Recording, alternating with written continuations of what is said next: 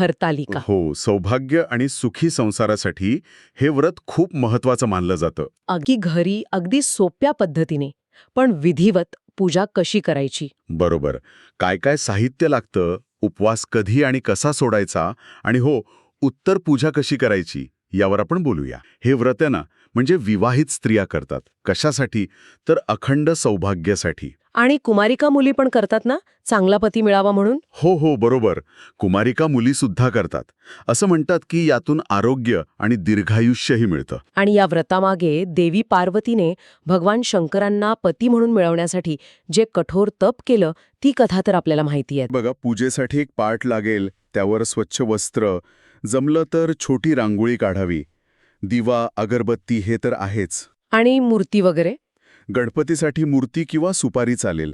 शंकरासाठी लागतं वाळूचं शिवलिंग. हो, ते घरी बनवतात किंवा मिळतं ना बाजारात. अगदी. घरी बनवता येतं सहज किंवा मिळतं पण. हे वाळूचं शिवलिंग आहे ना, ते सृजन किंवा नश्वरतेचं प्रतीक मानलं जातं. अच्छा. आणि सती पार्वतीच्या मूर्ती पण लागतात. हो, त्या पण लागतात. मग विड्याची पानं लागतात, साधारणपणे 5.